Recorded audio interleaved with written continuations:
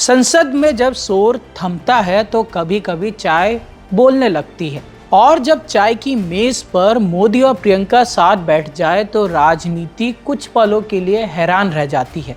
नमस्कार, मैं हूं यथार्थ, आप देख रहे हैं India.com। भारतीय राजनीति बीते कुछ सालों से सत्ता और विपक्ष की लड़ाई बढ़ते ही जा रही है। जब भी कोई ऐसा पल आता है जब सत्ता और विपक्ष एक साथ दिखते हैं तो वो सुर्खियां खुद ब खुद बच जाता है। संसद के शीतकालीन सत्र के समापन पर लोकसभा अध्यक्ष ओम बिरला द्वारा आयोजित पारंपरिक टी पार्टी कुछ ऐसी ही रही।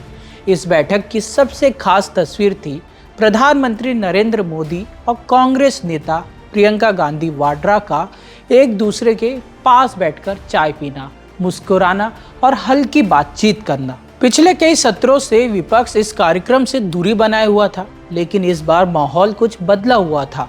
कांग्रेस के अनुसार मल्लिकार्जुन खड़गे ने सरकार के सही संतुलित रवैये देखते हुए शामिल होने का निर्णय लिया।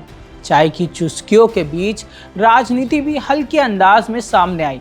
समाजवादी पार्टी के सांसद धर्मेंद्र यादव ने मजाक में कहा कि बैठक थोड़ी और लंबी होनी चाहिए थी। इस पर प्रधानमंत्री ने हंसते हुए कहा कि ये यादव के गले को ज्यादा नारेबाजी से बचाने के लिए ये किया गया है, और पूरा हॉल ठहाकों से गूंज उठा।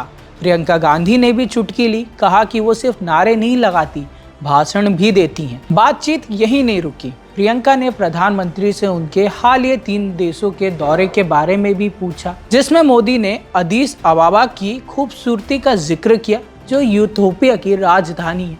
इसी दौरान प्रियंका ने अपने संसदीय क्षेत्र वायनाड की हल्दी का जिक्र किया, जो गले की एलर्जी में लाभकारी मानी जाती है, और ये भी बताया कि वो लोगों से बेहतर जुड़ने के लिए मलयालम भी सीख रही हैं।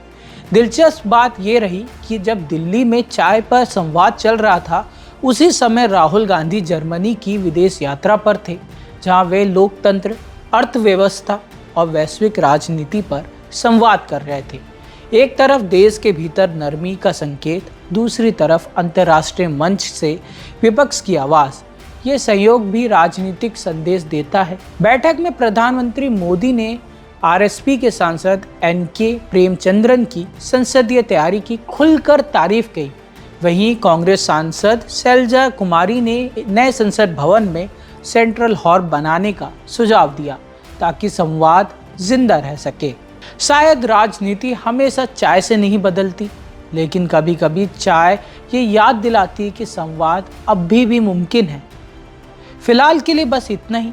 ऐसी ही खबरों के लिए देखते रहिए India.com।